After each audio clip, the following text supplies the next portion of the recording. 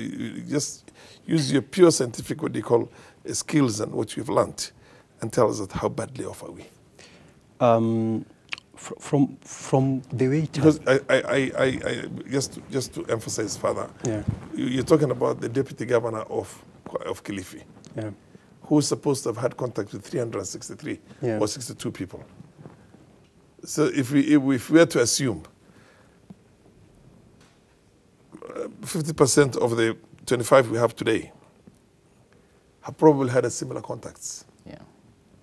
then what are you looking at? Okay, one thing that we ought to understand, if you compare COVID-19 and SARS, Yes. that is severe Yes. Respiratory syndrome, Yes.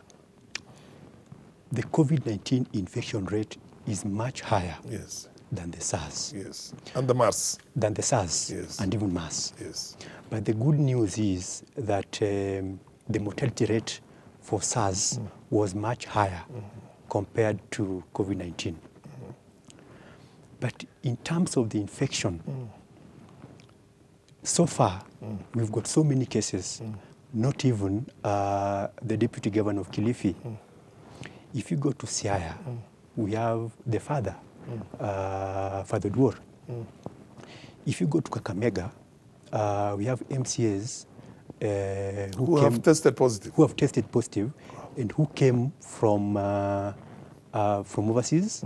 They came to the country. They've been mingling with the people, and they had to be forced to go to quarantine. If you go to Coast, for example, there are cases of the same. So that tells you that the infection rate going forward, statistically, not being an alarmist, we might expect much higher infections. Thousands upon thousands. Not thousands, maybe not thousands for now. But should we? If somebody has had contact, only one person has had contact. Okay, he's a politician, a famous politician who basically has more contacts than the ordinary person.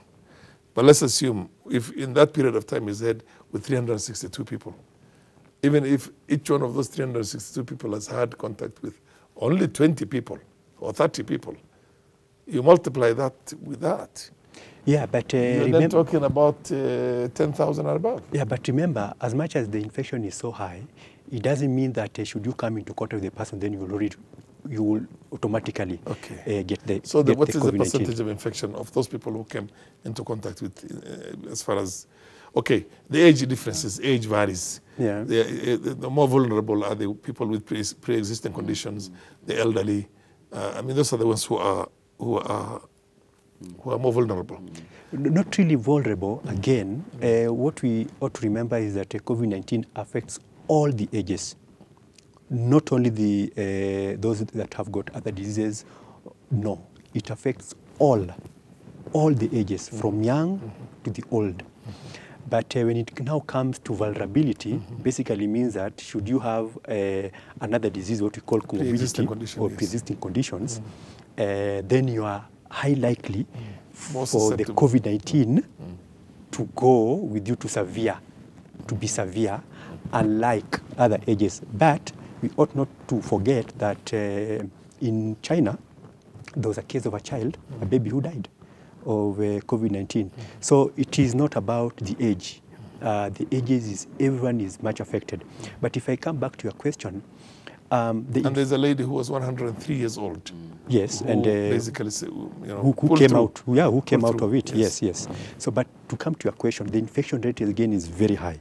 That we must, and should because those are the only cases that know, the ones that came but did not go to self-quarantine. Those are the only cases that we know. But we may be having more of such. So the truth is, as the CS said, 2 weeks, given the 14 days, it's quite critical. And by the end of this week, if you looked at the trend in China, not in China but in Italy, it began this way. Within the 3 weeks, they are talking of thousands. But let's not forget, when COVID-19 was first reported on 31st December 2019, within 67 days, we were 100,000 cases. After 67 days, within 11 days, that is 78th day, we were 200 cases. Add 4 days, that is 82 days, we were 300 cases. 300,000, sorry. So 67, there were 100,000. Plus 11 days, there were 200,000 cases. 82 plus 4 days, we were talking of 300,000 cases. That's how infectious rate is high when coming to COVID-19.